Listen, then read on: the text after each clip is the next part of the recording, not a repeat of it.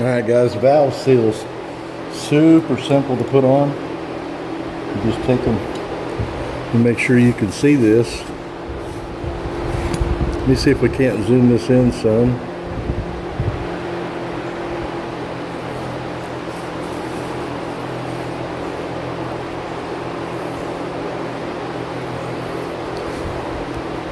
It's pretty good.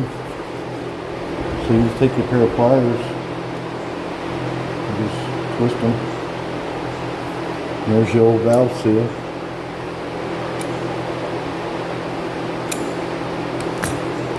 And if you get your engine kit from Pat's Small Engines, it'll get you some new. Valve seals for your engine. That's who I've been ordering my kits through. I don't know if he's the cheapest or not. They've all been, well, the two that I've ordered. This one for a 541 and the other one for a 730. They've both been $179 for the kit. So, and I didn't think that was too bad. Now, last time I put these on, I kind of found a socket that was about the right size. Well, and I tapped them down on there with a socket just to make sure they were all the way seated in. And let me see. This could be. So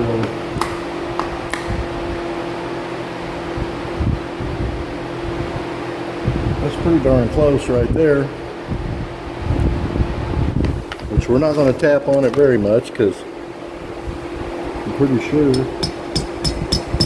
Yeah, they're all the way on there. So there goes that. And then when I put it back together, I would take a little bit of lube, put some lube down in there,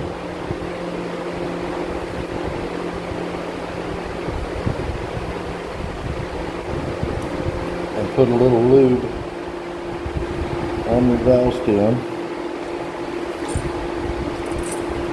like so.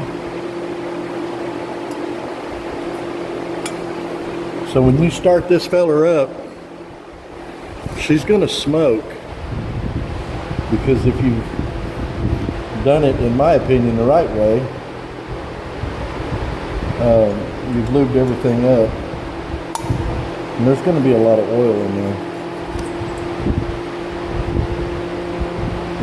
It's gonna take a minute for it to burn off. When I started my other one up,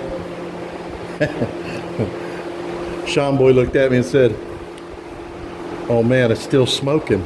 Like, give it a minute, man. Give it a minute. It's got to burn that oil out. So don't panic right away. When this side had some trauma, and I believe that looks like a new valve. There inside there was scratches and pinged up areas where I'm pretty sure a valve broke and was hitting or pinging or something. This whole thing's had trauma. I think this engine was kind of a hodgepodge parts, because when I took it apart, it had a bolt broke off in the valve cover. So these were backwards from the way they're supposed to be. Anyway, because on these right here, there's a big hole on one side and a small hole on the other side. So when you put your rocker arm bolt in there, it's eccentric. So when you turn it, that's how you adjust your valve lash, is with that bolt. But anyway, I'm going to put these springs and stuff back on there. Now that's a harder job, getting all this back on there the way it's supposed to be, than it is to take it off. And I can't even remember how I did it last time, but I remember it wasn't easy. I think I balanced them inside the cup, if I remember correctly.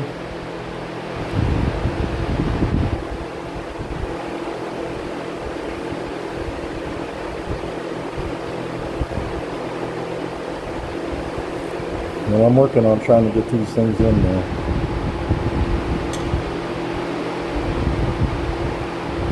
And they're not working with me. Okay.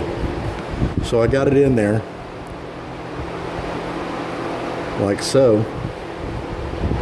And I think if we push down on it and hold it,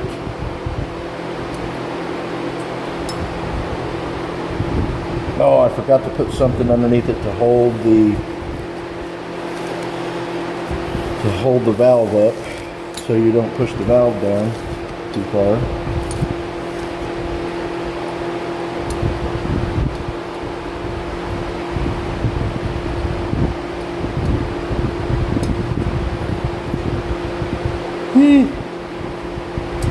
Okay.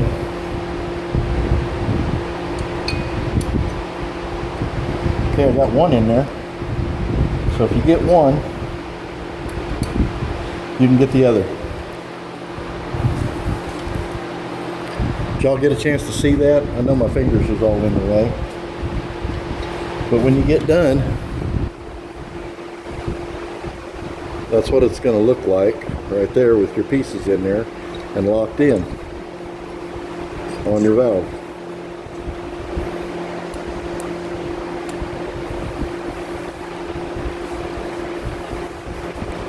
So we got one head almost done. Except we didn't really do anything to the head other than the valves. Now, if you thought your head got hot and it was out of flat, I've heard of guys take the dowel pin out there, take a piece of glass, put it on a table, and glue you some sandpaper down, like some contact cement.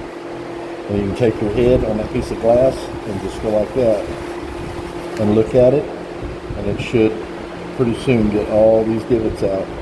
But be aware now, you're increasing compression.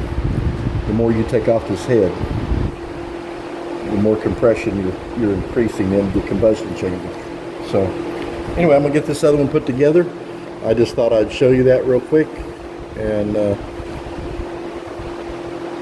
I guess that's it for right now. Stay safe. God bless.